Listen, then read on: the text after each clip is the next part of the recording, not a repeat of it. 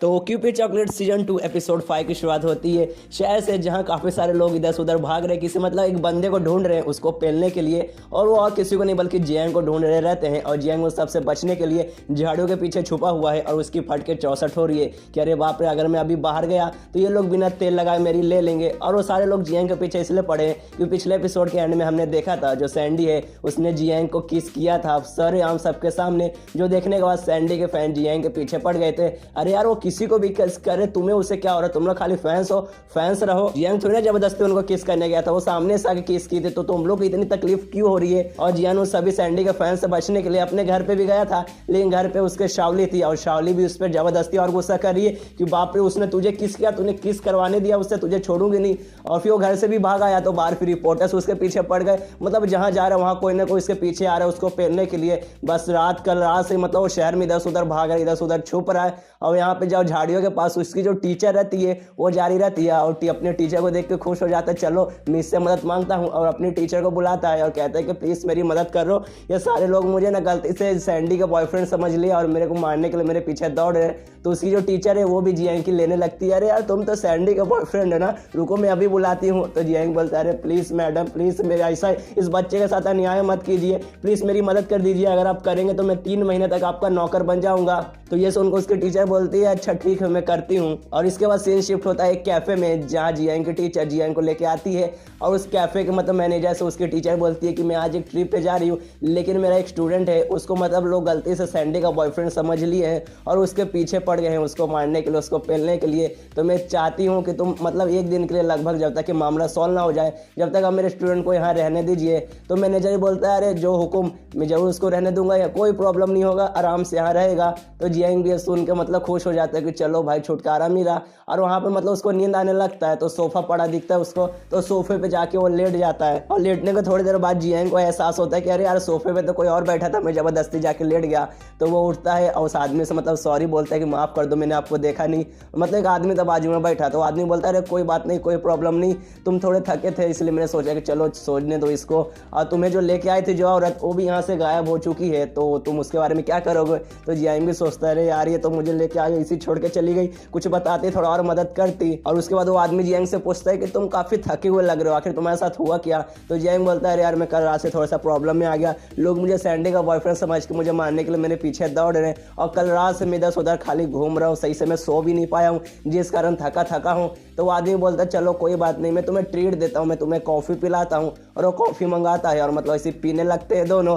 तभी जो जियांग रहता है उसके मोबाइल पे जीतोंग का फ़ोन आया रहता है और उसका फ़ोन देख के जियांग भी डर जाता है कि अरे बाप रे, ये भी लगता है कि ऐसी समझने लगी है कि मैं सैंडी का बॉयफ्रेंड हूँ, ये भी मेरे पे पक्का चिल्लाएगी। तो भी जियांग फ़ोन उठा लेता है, लेकिन वो फ़ोन उठाती वो गुस्सा नहीं करती जीतोंग उस पर, बल्कि इससे पूछती है तुम ठीक तो हो ना, कल रात से तुम्हारे पीछे सैंडी के फैन पड़े होंगे तो तुम अभी सेफ हो ना, कहीं तुम्हें कोई चोट तो नहीं आया। तो जियांग उससे पूछता है क्या तुम्हें मतलब मुझ पर विश्वास है, मतलब तुम्हें ऐसा नहीं लगता कि मैं सैंडी का बॉयफ्रेंड हूँ, तुम मुझसे गुस्सा नहीं ना हो। तो जीतोंग बोलता है कि मैं तुमसे गुस्सा क्यों हूँ, मुझे तुम पे भरोसा है, ये सब खाली मिसअंडरस्टैंडिंग हुई है, मतलब गलती से हुआ है, मुझे तुम पे पक्का भरोसा है। तो जियांग बोलता है तुम्हारा शुक्रिया, तुम मुझ पे इतना भरोसा करती हो। और फिर जीतोंग उससे पूछती है कि फिलहाल के लिए तुम कहाँ हो। तो जियांग बताता है कि फिलहाल के लिए मैं कैफ़े में हूँ और उसका एड्रेस दे देता है कि मैं इस कैफ़े में इस रोड के पास हूँ, तुम आ जाओ। तो जीतोंग बोलते हैं अच्छा ठीक है मैं जल्दी आती हूँ। उसके बाद वो फ़ोन कर देता है। तो जो आदमी उसके पास बैठा था जिसने इसको कॉफ़ी का ट्रीट दिया उससे पूछता अच्छा तुम्हारी गर्लफ्रेंड है। तो जियांग बोलता है अरे नहीं मेरी गर्लफ्रेंड नहीं है, बस हम एक नॉर्मल दोस्त है। तो आदमी बोलता है अच्छा कोई बात नहीं, कुछ भी रहो, वो सब चीज़ के बारे में नहीं पूछता और इसे एक छोटा सा बक्सा देता है जिसका अंदर कैंडी थी। और वो आदमी फिर जियांग से पूछता है तुम मैजिक पे विश्वास करते होगे ना। तो जियांग तो करता है क्योंकि वो केक के बारे में जानता है, वो जादुई केक और परी के बारे में, लेकिन वो नाटक करता है क्योंकि ये सब चीज़ के बारे में लोगों को नहीं बता सकता। और झूठ आदमी से बोलता है क्या मैजिक, अरे वो मैजिक वैजिक कुछ नहीं होता, सब हाथों की सफाई होती है। तो ये सुनकर आदमी बोलता है हाँ तुमने सही कहा, आजकल के ज़माने में मैजिक ये सब फालतू बातें हैं, कोई भी मैजिक वैजिक ऐसी चीज़ नहीं होती, मेरे पास कुछ कैंडी है, नॉर्मल कैंडी है, कुछ नहीं है इसमें, तुम्हें ये खाना हो तो खाना। और उससे मतलब जियांग को वो बक्सा देता है जिसके अंदर कैंडीज थी। और तभी जियांग के मोबाइल पे फ़ोन आता है कि जीतोंग मतलब पहुंच चुकी है।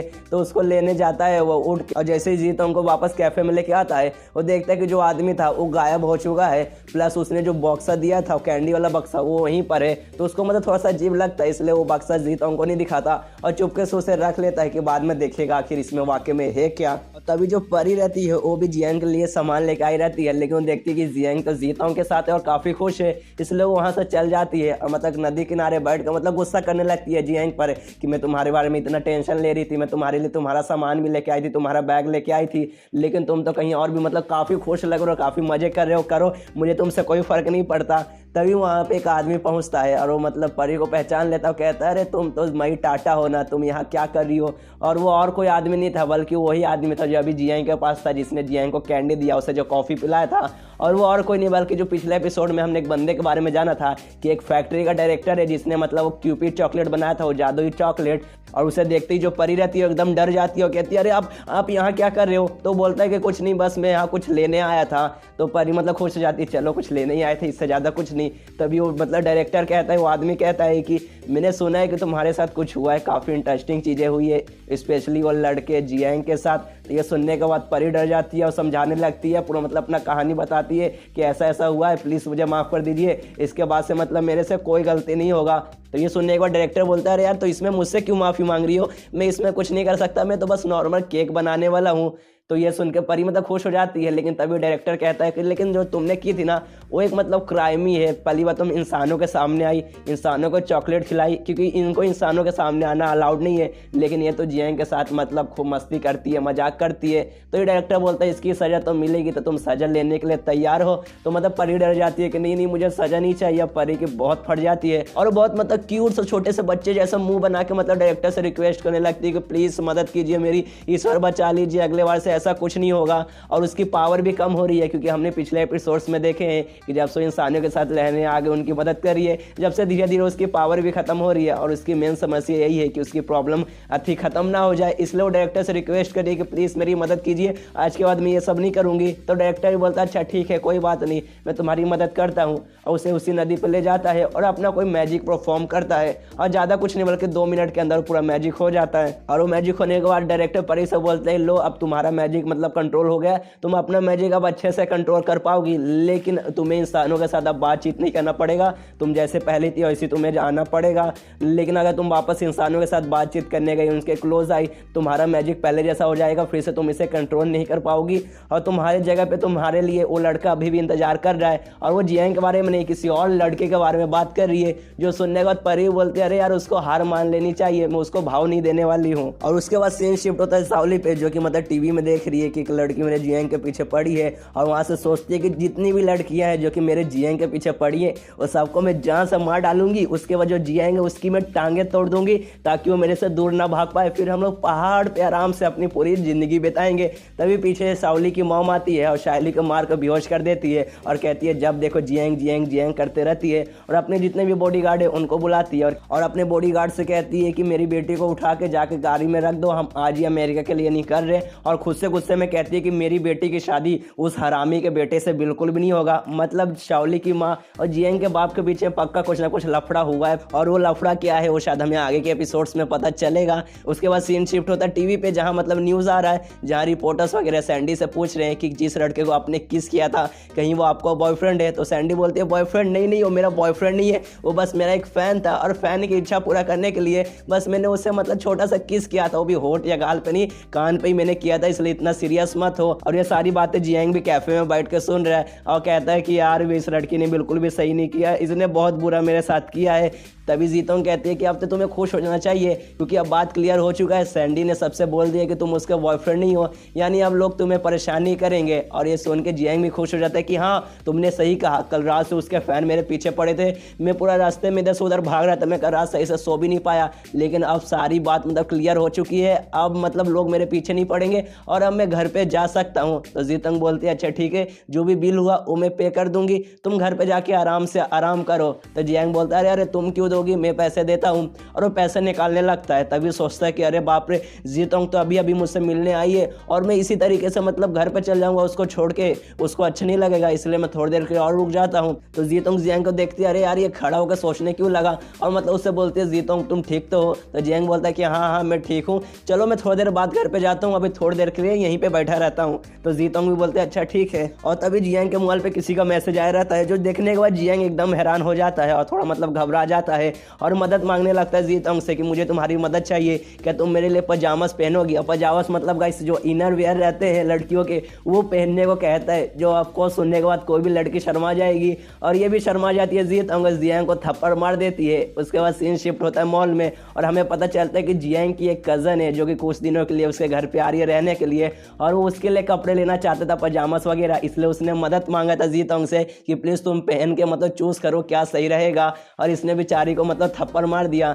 जो मतलब सोच के जीतोंग को भी अच्छा नहीं लग रहा कि बाप रे बस बेचारा मुझसे मदद मांग रहा था लेकिन मैंने इसे थप्पड़ मार दिया। और यहाँ पे मतलब जियांग भी परेशान है कि मेरे को शायद सीधे सीधे नहीं बोलना चाहिए था, थोड़ा अच्छे से बताना चाहिए था, मुझे लगता है कि मुझे ठरकी समझने लगी है। मतलब दोनों एक दूसरे के बारे में ऐसी सोच रहे हैं कि मेरी गलती है मेरी गलती है। उसके बाद वो लोग पहुंच जाते हैं जहाँ से इनको सामान लेना था। तो जीतोंग बोलते हैं चलो हम अंदर जाकर लेते हैं, और अंदर खाली मतलब लड़कियों के इनर वेयर्स थे, मतलब चड्डी और ब्रा वगैरह, जो देख के ऑफकोर्स जियांग की हालत ख़राब हो रही है। और तभी मतलब एक कपड़ा पहन के आती है जीतोंग और कहती है ये ठीक है ना, हम ये ले ले। और जियांग देख के मतलब अलग ही खोया कि अरे बाप रे ये कितनी प्यारी लग रही है, और कुछ उसके मुंह से निकलता नहीं। तो जीतोंग समझती है कि जियांग कुछ नहीं बोल रहा इसलिए शायद ये अच्छा नहीं होगा, मैं दूसरा पहन के आती हूँ। और इसके बाद एक के बाद एक और पहन के आती है जिसमें और भी ज़्यादा वो सेक्सी लगती है। और जियांग मतलब उसके नशे में खो जाता है, उसके मुंह से कुछ निकलता ही नहीं है, एकदम मतलब उसका अलग लेवल का ठरक मतलब छा जाता है। वो उल्टा सीधा बात मुझे जीतोंग के बारे में सोचने लगता है। तो उसके मतलब उसके पास आती है जीतोंग और बोलती है कि लगता है कि तुम मतलब चूस नहीं कर पा रहे हो,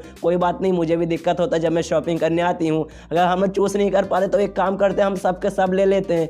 तो जियांग बोलता है अरे सब लेने की जरूरत नहीं है, तुम्हारे जो हाथ में लिया है ना वो अच्छा लग रहा है, वही खरीद लेते हैं। तो वो बोलती है जीतोंग अच्छा ठीक है।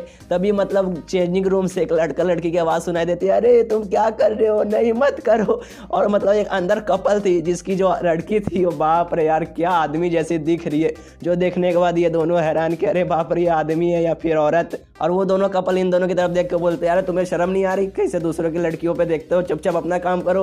और उनके जाने के बाद ये दोनों हंस रहे। इसके बाद ये लोग और दूसरे जगह पे जाते हैं शॉपिंग वगैरह करने, घूमने की जगह, और वो लोग काफ़ी ज़्यादा घूमते हैं। उसके बाद वो लोग गेम खेलने आते हैं, मतलब वीडियो गेम वगैरह नहीं, दूसरे सारे जो जापानीज और चाइनीज़ गेम्स रहते हैं वो खेलने जाते हैं। और जीतोंग आती है, मतलब एक फ़ोटो खींचने वाला गेम रहता है जहाँ से अपना फ़ोटो खींच सकते हैं, जो जीतोंग को नहीं आता कि अरे यार ये कैसे खेलते हैं। तो जियांग बताता है यार ये नहीं आता, चलो मैं बताता हूँ। और लोग काफ़ी सारा फ़ोटो खींचते हैं फ़नी फ़नी स्टाइल बनाकर, जो काफ़ी अच्छा लगता है। और उस पूरा फ़ोटो प्रिंट करवा के लोग अपना घर पे जाने के लिए निकल जाते हैं। और जीतोंग कहते हैं कि आज का दिन काफ़ी अच्छा दिन था, आज का दिन बेस्ट दिन था, आज मैंने बहुत ज़्यादा मज़ा किया। और तभी उनके पीछे कुछ मतलब गुंडे मोवाली आते हैं और वो बोलते हैं कि हाँ जियांग हमने तुझे ढूंढ लिया, वो हम तुझे छोड़ेंगे नहीं।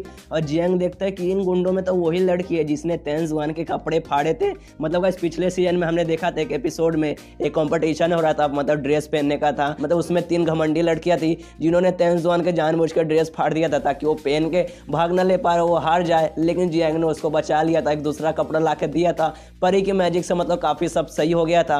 और जिस बात का वो बदला लेने के लिए जियांग के पास आई है बहुत सारे गुंडे वगैरह को लेके, और जियांग पहचान लेता और कहता है कि अच्छा तुम लोग वापस मुझसे बदला लेने आए हो। तो वो लड़की कहती है कि हाँ अब देखना तुझे छोड़ेंगे नहीं, तुझे सबक सिखा के रहेंगे। और यहाँ पे जीतोंग डर चुकी है कि बेचारा जियांग तो कमज़ोर है, इन सबसे लड़ नहीं पाएगा। लेकिन जियांग बोलता है यार तुमने मुझे गलत समझा है, उस दिन मैं तुम्हारे बाप के सामने तुम्हारे घर पे मैं हीरो नहीं बन पाया था, उस दिन मैंने अपनी असली ताकत नहीं दिखाई थी, लेकिन आज मैं तुम्हें असली ताकत दिखाऊंगा। और जितने भी गुंडे थे सब जियांग पे हमला करने के लिए आने लगते हैं। उतने में जीतोंग भी पुलिस को फ़ोन कर देती है कि हमारे पीछे गुंडे पड़े हैं, प्लीज़ आके हमें मदद कीजिए, हमारी मदद कीजिए, प्लीज़ आके हमें बचाइए। लेकिन क्या जियांग जितने भी मतलब गुंडे रहते हैं सबको पेलने लगता है और बहुत हार्ड तरीके से, उसको असल में गाइस कुंफू आता था, और जितने भी गुंडे वगैरह रहते हैं वो सबको पेल देता है। उतने में पुलिस भी वहाँ पे पहुँच जाती है, वो सारे गुंडे वगैरह को अपने गाड़ी में बैठ के ले जाने लगते हैं। और वो पुलिस में जियांग का जो दोस्त था जिसको हमने सीजन 1 में भी देखा था, जिसको अपने भाई जैसा समझता है, वो भी था और कहता है यार जियांग मुसीबत में हो ही नहीं सकता, किसी भी गुंडे वगैरह को तो आसानी से निपटा सकता है, आखिर उससे कुंफू जो आता है, आखिर उसके पापा हमारे चीफ है, मतलब उसका जो बाप है जियांग का वो पुलिस में है। और ये सुनकर जीतोंग बोलते हैं क्या जियांग के पापा पुलिस में है, लेकिन जियांग ने मुझे आज तक ये बात नहीं बताई। लेकिन जियांग का रिएक्शन देखने से ऐसा लगता है कि उसे नहीं पसंद कि उसके पापा पुलिस वाले हैं, और वो ऐसा मानते हैं कि जो पुलिस वाले रहते हैं वो सबसे बेकार इंसान रहते हैं। और यहीं पे ये एपिसोड खत्म हो जाता है। तो मिलते हैं अगले किसी वीडियो में, जब तक के लिए बाय बाय।